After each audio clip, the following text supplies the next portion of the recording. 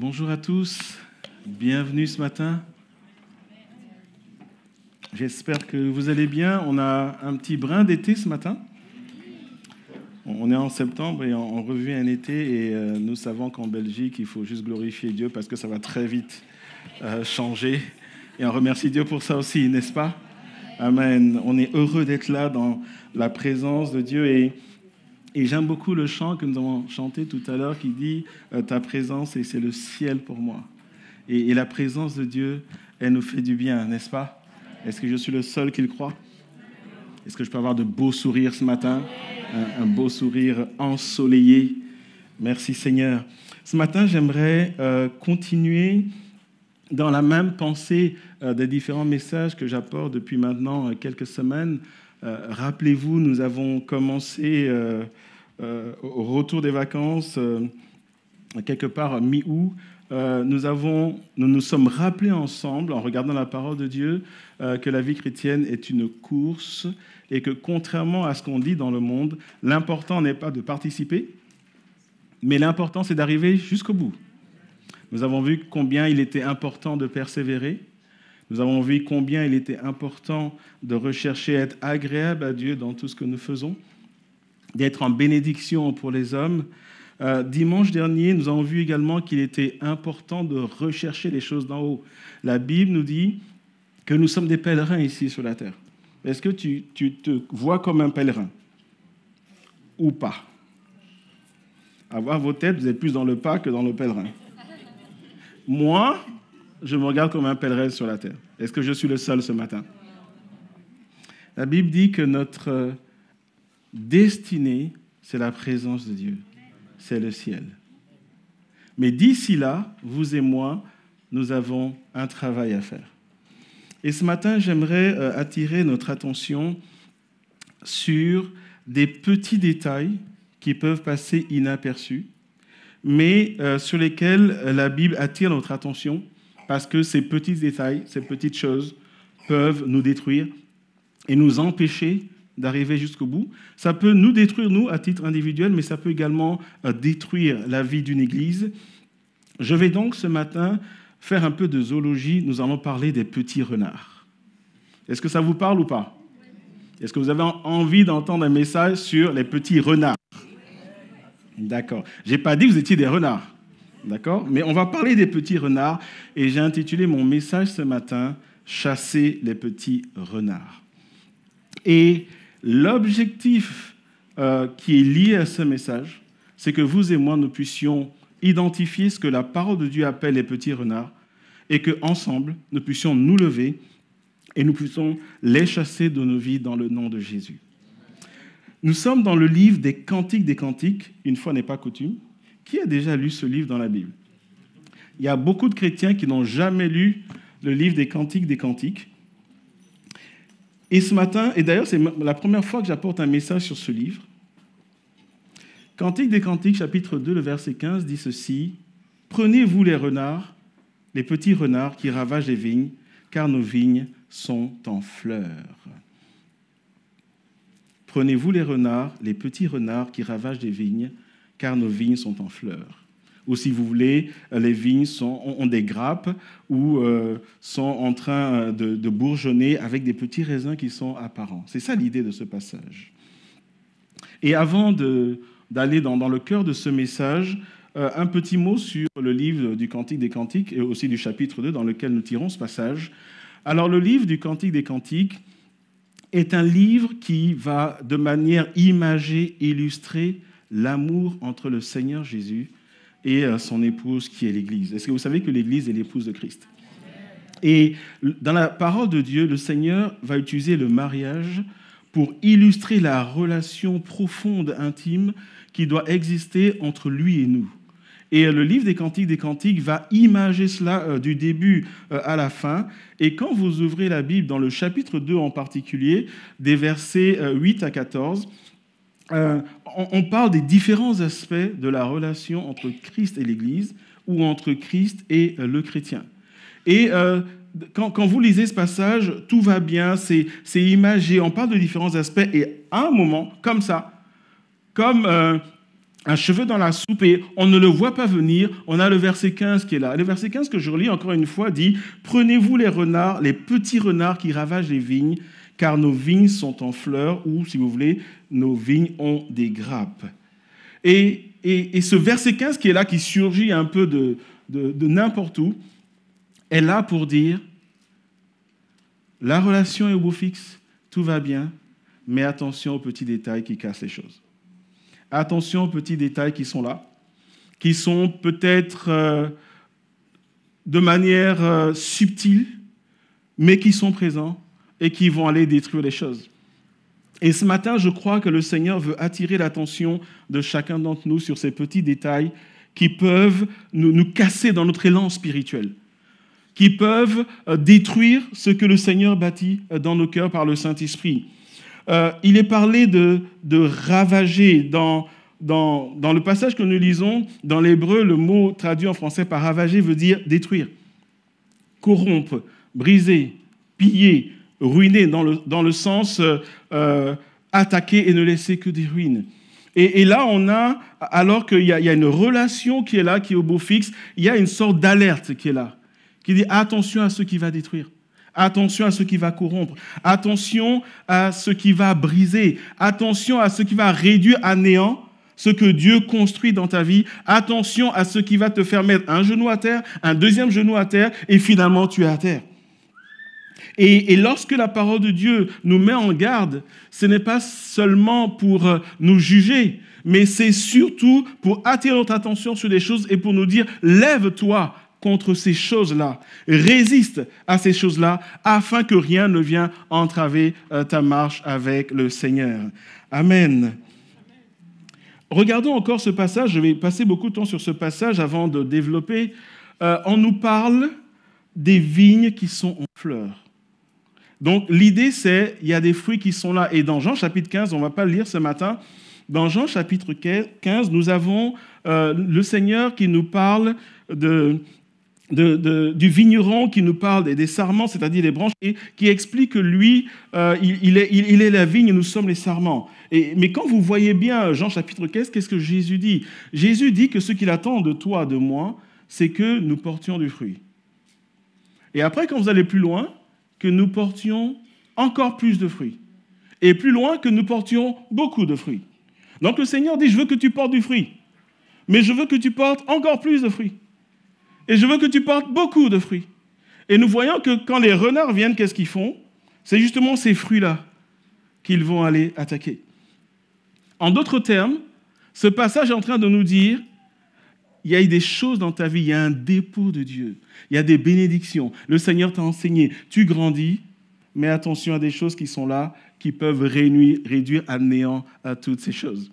Et le Seigneur ne veut pas que nous soyons ignorants par rapport à ces choses. Ce passage également est là pour dire que l'Église, de manière générale, et que ce soit notre Église locale ou toute autre Église locale, ne connaîtra jamais une dimension de réveil tant que les petits renards ne seront pas chassés. Ta vie chrétienne ne sera pas épanouie tant que les petits renards ne seront pas chassés. Tu ne vivras pas une vie chrétienne fructueuse tant que tu ne te seras pas débarrassé des petits renards. Alors, si vous voulez bien, on va parler des petits renards. Vous êtes d'accord ou pas ? Remarquez avec moi, dans Cantique des Cantiques, chapitre 2, verset 15, il est dit, prenez les renards, mais il y a une précision. Pas n'importe lesquels. Les petits. Pourquoi la Bible nous parle des petits renards ? Qu'est-ce qu'ils ont de particulier, ces animaux-là ? D'abord, un peu de culture générale. Le renard, comment fait-il pour vivre ? Quelle est sa manière de fonctionner ? Il va d'abord creuser sous terre sa tanière, et en étant dans sa tanière, il va se nourrir des racines des vignes, et en fait, il tue les vignes par en dessous. Et à un moment, tu te lèves et tu vois la vigne, elle est complètement desséchée. Et tu ne comprends pas pourquoi. Et tu dois vraiment aller voir en bas pour voir qu'en fait, les racines ont été complètement détruites. Alors, le renard est un animal qui possède une ouïe, un odorat et une vue exceptionnels. C'est un animal qui est rusé, qui est sournois, qui, par exemple, lorsqu'il veut attraper un oiseau, il peut faire le mort, laisser l'oiseau se poser à côté de lui et lui sauter dessus. C'est un animal qui est rapide. Mais la particularité du petit renard, bon, je ne vais pas vous faire tout un cours sur le renard, d'accord? Les dictionnaires sont là pour ça, etc. Vous tapez renard et cet après-midi, vous faites une instruction, d'accord? Vous regardez. Mais l'idée, c'est que le petit renard, en fait, c'est un animal qui est tout mignon. Les gens le trouvent adorable. Et c'est l'animal où tu dis « Oh, qu'il est mignon, qu'il est beau ». Tu lui donnes même un nom parfois. Mais ce que tu ne sais pas, c'est qu'en le faisant entrer chez toi, il va commencer à détruire tout ce qu'il trouve. Dans la Bible, on nous parle de renard. Je vais citer 2-3 passages, mais on va lire qu'un seul. Dans Jean chapitre 15, vous pouvez noter, pour ceux qui notent, dans Jean chapitre 15, vous connaissez cet épisode où Samson voulait détruire le champ des Philistins. Et qu'est-ce qu'il a fait? Il a pris 300 renards, il a attaché leur queue, et il a pris des branches et il les a embrasées, et il a lancé les renards qui, en se dispersant, ont complètement ravagé les champs des Philistins. Nous avons également un autre passage dans Néhémie, lorsque Néhémie, conduit par le Saint-Esprit, va rebâtir les ruines de Jérusalem. Là, il y a 2 gars, 2 hommes, Sanballat et Tobija, qui voulaient tout faire pour décourager Néhémie et ses compagnons, qui ne voulaient à aucun prix que cette muraille soit reconstruite. Et à un moment, il y avait une arme qu'ils utilisaient, c'était la moquerie. Et à un moment, Tobija va dire, vous pouvez lire dans Néhémie chapitre 3, verset 15, il dit, j'espère que les renards vont courir et vont renverser les murailles que vous construisez. Et donc, on voit qu'il y a dans l'idée que les renards sont là pour détruire les choses. Et dans ce message, dans une deuxième partie que je ne ferai pas aujourd'hui, nous allons voir ensemble comment garder les murailles de nos cœurs, les murailles de nos vies, afin que les renards ne viennent pas les renverser. Mais pour l'heure, restons sur nos amis. Et dans Luc chapitre 13, versets 31 à 32, Jésus aussi va parler de renards. Mais cette fois-ci, Jésus va en parler de manière négative. On lit dans Luc 13, 31 à 32, « Ce même jour, quelques pharisiens vinrent lui dire, « Va-t'en, pars d'ici, car Hérode veut te tuer. » Il leur répondit, « Allez et dites à ce renard, voici, je chasse les démons et je fais des guérisons aujourd'hui et demain, et le 3e jour, j'aurai fini. » Regardons, ce n'est pas le message aujourd'hui, mais regardons la réponse. On te dit que quelqu'un veut te tuer. Toi, tu dis, allez lui dire que moi, je chasse les démons. Ça n'a rien à voir avec la question, on est d'accord. Mais qu'est-ce que Jésus est en train de dire? Il dit, je connais la ruse, la méchanceté, la cruauté de l'empereur, du roi Hérode. Mais allez lui dire que moi, j'agis par la puissance du Saint-Esprit. En fait, le Seigneur montre que l'esprit du renard est un esprit destructeur, mais lui, il a la puissance pour détruire cela. C'est ça l'idée. Mais en voyant que Jésus reconnaît que la manière de fonctionner de cet homme, c'est qu'il y a un esprit qui est comparable à la manière de faire d'un renard. Vous savez, beaucoup de choses dans nos vies peuvent s'apparenter à des petits renards. Et en fait, la finalité, je le redis, c'est nous empêcher de grandir dans notre foi. Et pendant que je fais ce message, pose-toi la question, qu'est-ce qui t'empêche de grandir de manière récurrente? Qu'est-ce qui a commencé de manière anodine et a pris une place et finalement tu es comme paralysé? Quelques exemples avant d'aller dans le vif de ce message. Des exemples de petits renards, ça peut être des voleurs de temps. Ça peut être des distractions qui t'empêchent d'entendre la voix de Dieu. Des distractions qui t'empêchent de recevoir de Dieu.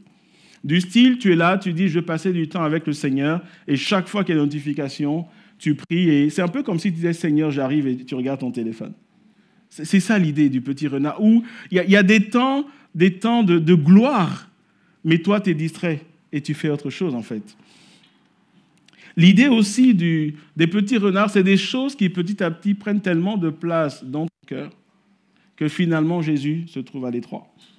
La meilleure image qui me vient, c'est, imagine que tu es dans ta voiture et tu prends un passager à l'arrière, on va dire une voiture normale, 3 places à l'arrière, et puis tout à coup, tu fais rentrer quelqu'un, bon d'accord, il y a encore une place qui reste, on est d'accord, D'accord? Et imaginons que le premier passager, c'est le Seigneur. Okay? Et puis toi, tu dis, non, mais j'ai encore une place, je fais rentrer quelqu'un. Bon, là, on se dit, OK, idéalement, c'est le Seigneur qui doit s'asseoir dans ta vie et y régner. Mais là, tu fais rentrer des choses.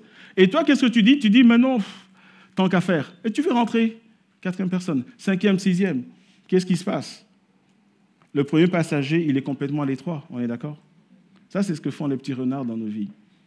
Tu es là et tu es à fond pour Jésus, tu es en feu pour Jésus. Et puis, il y a des petits renards qui rentrent. Et puis, à un moment donné, Jésus est comme à l'étroit dans ta vie. Et sa voix devient inaudible. Il veut te parler, mais il n'est pas à l'aise parce qu'il y a des choses qui sont là qui ne sont pas censées y être. Les petits renards vont freiner notre croissance spirituelle.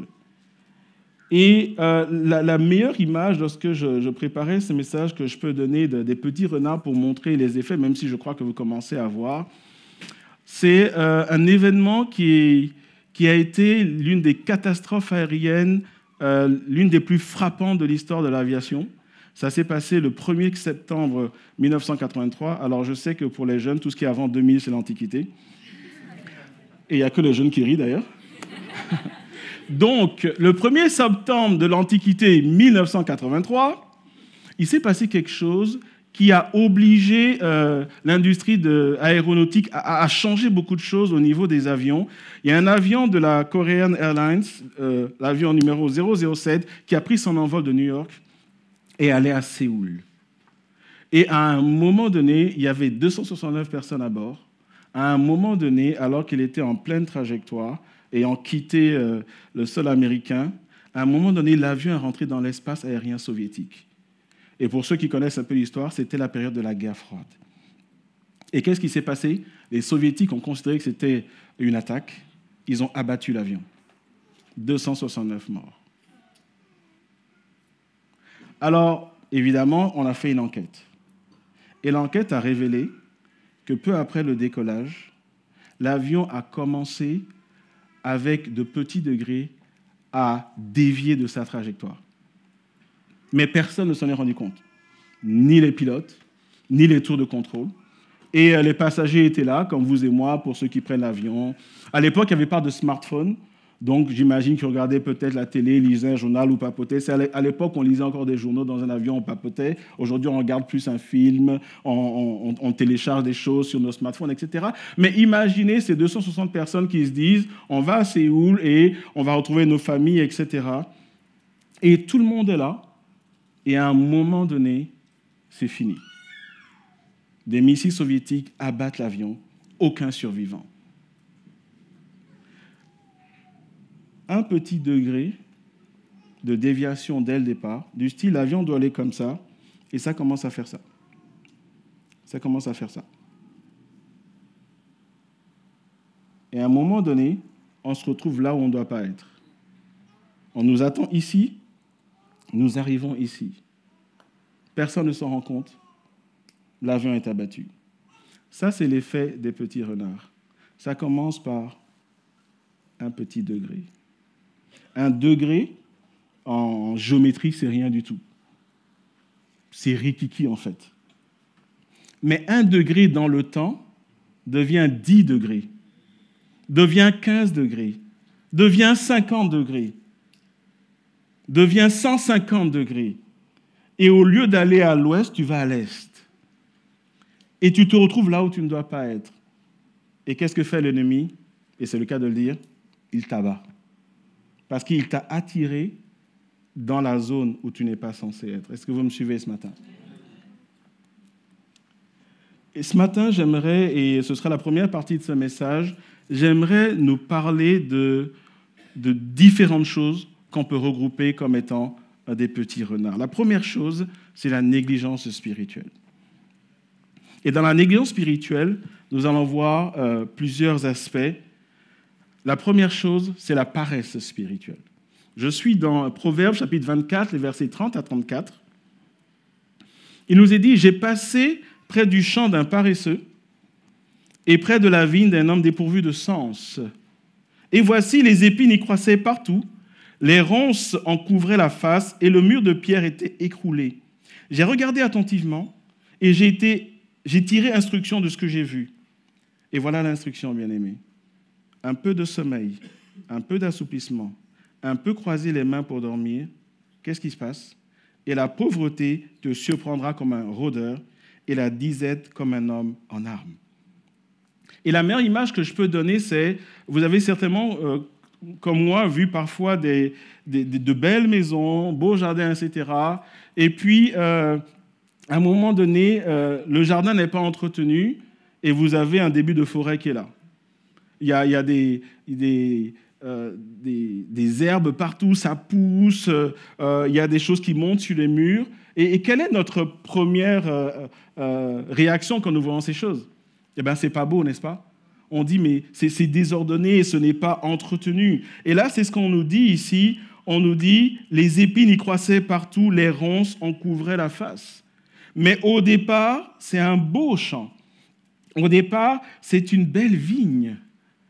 Mais parce que on se dit, c'est pas grave, ça fait rien.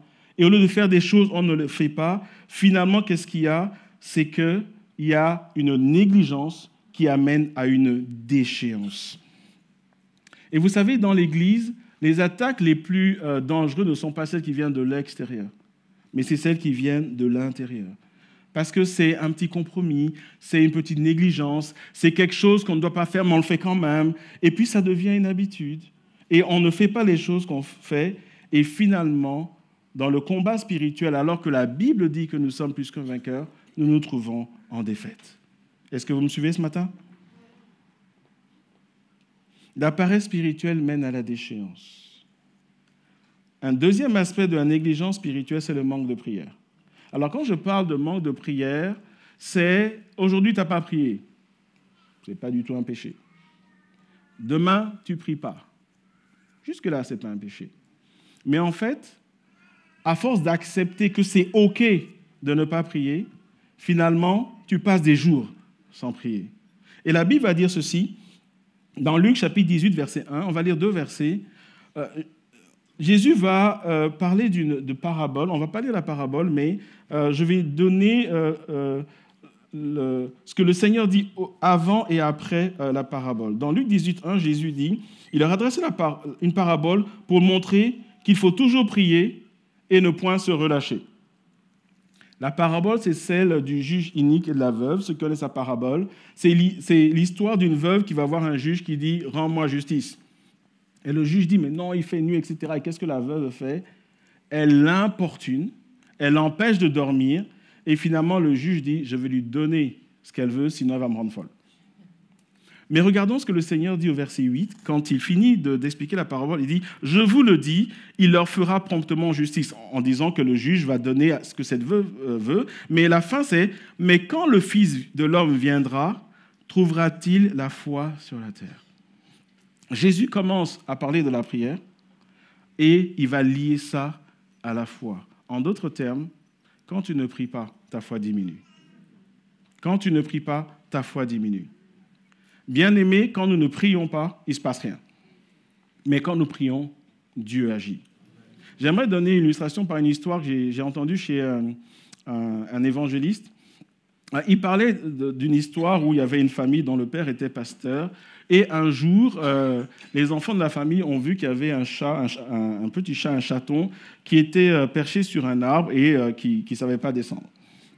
Alors le papa, le pasteur, il dit... no soucis, je vais gérer ça, ne vous en faites pas, no stress, comme dirait un frère qui est dans la salle, no stress, on va gérer le truc. Alors qu'est-ce qu'il fait? Il a une idée. Il dit, je vais avancer ma voiture, je vais prendre une corde et je vais lancer la corde au sommet de l'arbre pouvant quand même se pencher. Et donc, il met la corde au sommet, il tire et il attache le deuxième bout à sa voiture. Donc l'idée, c'est... En avançant, qu'est-ce qui se passe? Eh bien, l'arbre va se courber et on va pouvoir récupérer le petit chaton. Une bonne idée, n'est-ce pas? Alors, il commence à faire ça et puis il est content de lui, il est fier, il dit « Ouais, papa pasteur, super-héros, ça va bien se passer. » Il avance sa voiture, qu'est-ce qui se passe? La corde lâche. La corde lâche pour le bout qui est attaché à la voiture. Alors, comme l'arbre commence à faire ça, qu'est-ce qui se passe? Boum! Et non, on a un chaton super-héros qui vole. D'accord? Alors là, les enfants pleurent, mais papa, on voulait le chaton, etc. Lui, il est tout honteux, voilà. Et il noie ça dans le fait que, oui, toutes choses sont court bien de ceux qui aiment Dieu. Voilà, comme c'est un pasteur, il raconte le truc et il ferme la parenthèse. 2 semaines après, il va rendre visite à une femme, une maman célibataire avec son petit gamin. Et il rentre et dans le hall, il voit le chat. Mais comme il n'ose pas dire... parce que s'il dit « Ah, mais je connais ce chat », il est obligé de raconter comment il connaît le chat. Donc, il ne dit rien. D'accord? Et il dit à la dame « Ah, je vois que vous avez un chat. » Et la dame dit « Ah, pasteur, vous n'allez pas me croire. » Bon, il dit « Ah bon, oui, pasteur, venez. » Il prend le café, etc. Et puis, il parle d'autre chose. Mais comme lui, il est resté sur le chat, il n'écoute pas la dame quand elle parle. Il dit « Oui, ma sœur, amen. » Mais après, il dit « Et à propos de ce chat ?» Et la femme dit « Pasteur, c'est une histoire de fou. » Et lui, il veut écouter. Pasteur, vous connaissez mon fils Johnny? Oui, Johnny, 3 ans, il est là. Je ne sais pas pourquoi Johnny est rentré un jour de l'école. Maman, je veux un chat, je veux un chat. Et moi, pasteur, je ne voulais pas de chat. Et vous connaissez les enfants, il m'a tanné. Et pasteur, j'ai eu une idée. Comme on leur apprend à l'école junior, à l'église junior, donc l'école du dimanche, comment prier, je me suis dit, il a 3 ans, il ne va rien comprendre. On va dire, Johnny, on va se mettre à genoux. On va prier. Si Jésus veut que tu aies un chat, tu auras un chat. Alors elle se dit, pasteur, je me suis dit, voilà, moi je sais, c'est un peu comme le Père Noël, il croit que les cadeaux, c'est le Père Noël qui apporte, mais c'est moi qui les lui apporte. Allez, et je dis, Johnny, viens, on va prier, on se met à genoux, et elle dit, voilà, elle ferme les yeux, elle regarde, elle dit, Seigneur, pardonne-moi, mais je n'ai pas d'autre choix, et elle prie. Elle dit, Seigneur Jésus, et prend la main de Johnny. Johnny, prie fort, prie fort. Seigneur Jésus, donne-nous un chat. Merci Seigneur, amen. Et elle dit, pasteur, vous n'allez pas me croire. Moi-même, je ne me crois pas, pasteur. Quoi? Pasteur, on a dit amen et on a entendu miaou. Je me retourne, pasteur, il y a un chat qui est là. Pasteur, c'est une histoire de fou. Conclusion, bien-aimé, quand tu ne pries pas, il ne se passe rien. Mais quand tu pries, les chats tombent du ciel. Alléluia. La prière est puissante. La prière est puissante. Dis à ton voisin, les chats tombent du ciel. Alléluia.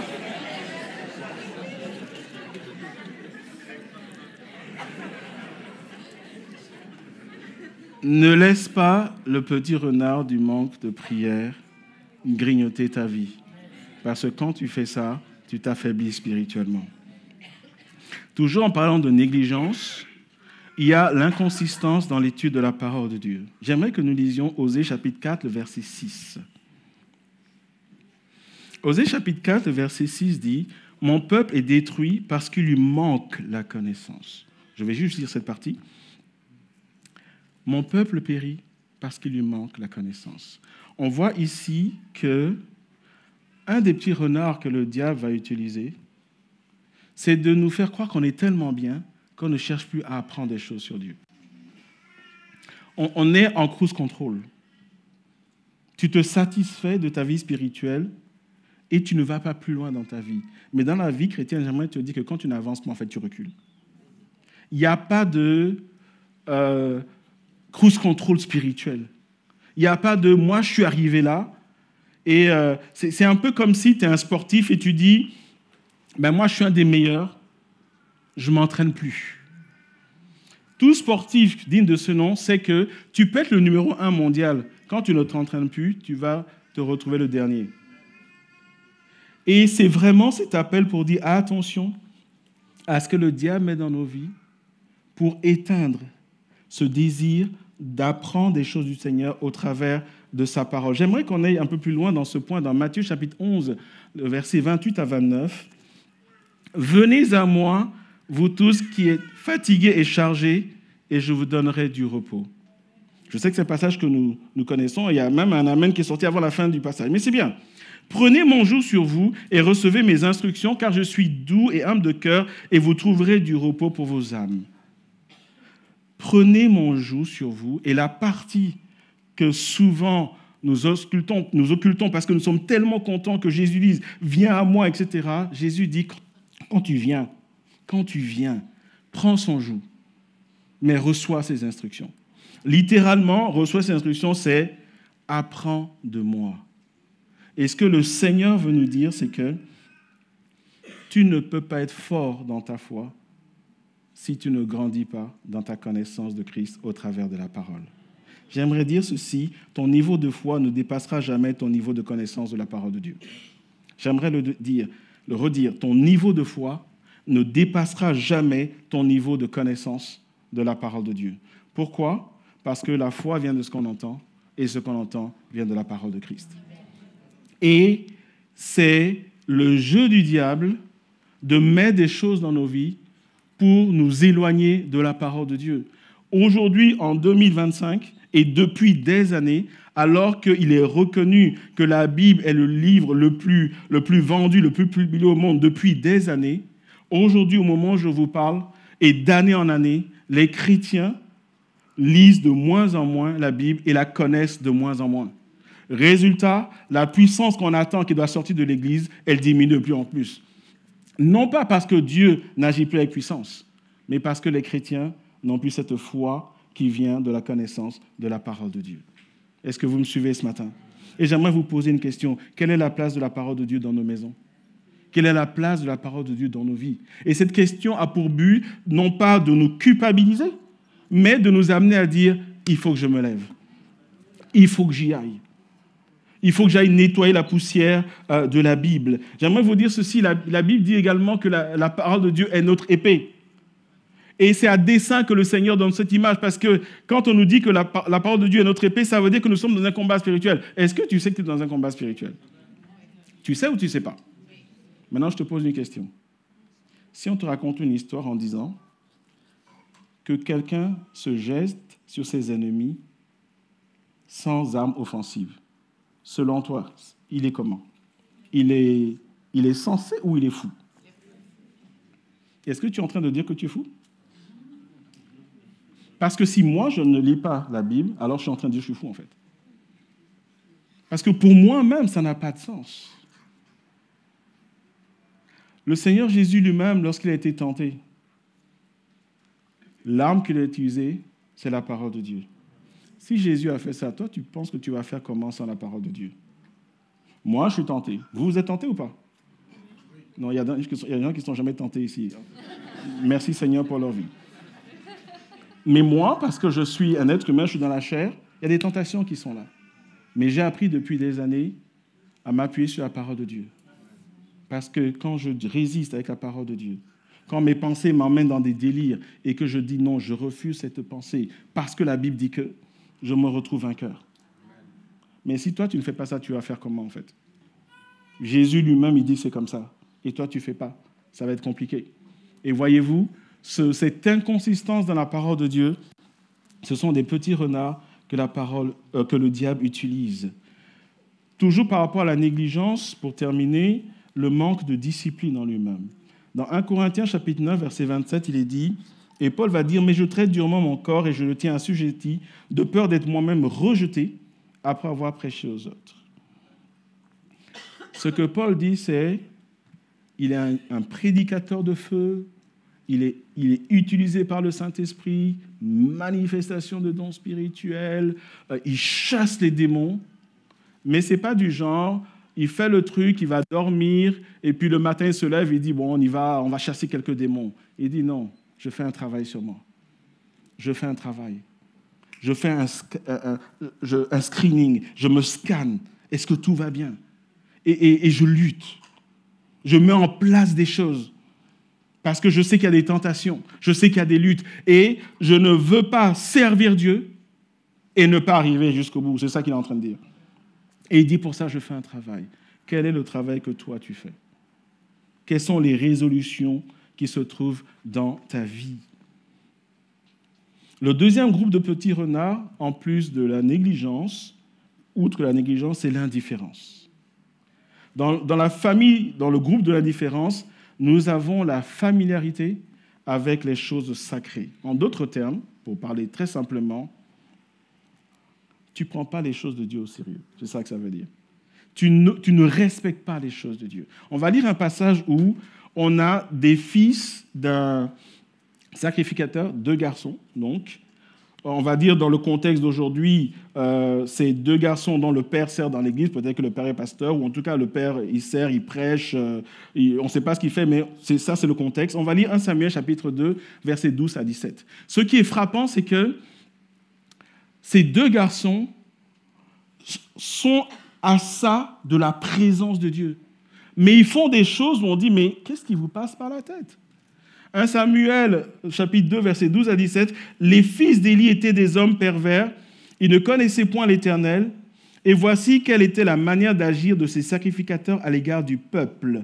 Lorsque quelqu'un offrait un sacrifice, le serviteur du sacrificateur, donc c'est-à-dire un des fils, arrivait au moment où l'on faisait cuire la chair. Tenant à la main une fourchette à 3 dents, il piquait dans la chaudière, dans le chaudron, dans la marmite ou dans le pot, et tout ce que la fourchette amenait, le sacrificateur le prenait pour lui. » En d'autres termes, des choses qu'on offrait à Dieu, lui, il mangeait ça.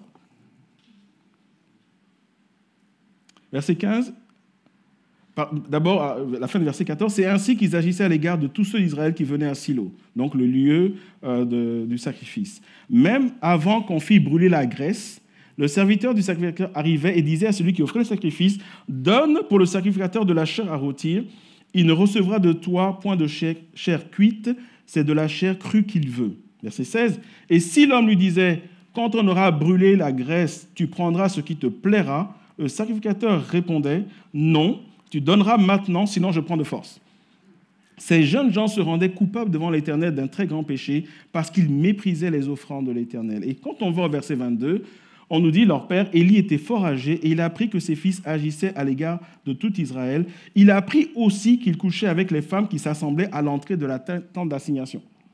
Et là, quand on voit ça, on dit, ils sont sérieux. Et le point, c'est, comment peux-tu devenir si insensible à la présence de Dieu ? Qu'est-ce qui a pu t'arriver, en fait ? En réalité, ce n'est pas quelque chose qui commence un jour où ils se disent, allez, on va aller faire n'importe quoi au temple. C'est quelque chose qui commence dans le cœur où tu commences à ne pas prendre au sérieux les choses de Dieu.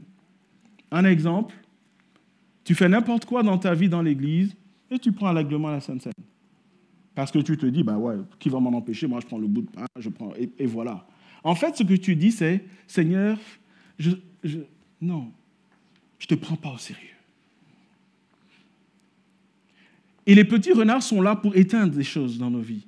Les petits renards sont là pour nous amener insensibles à la présence de Dieu. Et l'exemple de cela, c'est Samson, en fait. Je vous en ai parlé dimanche dernier, je ne vais pas revenir dessus, mais Samson, avant sa naissance, un appel fulgurant, une onction particulière.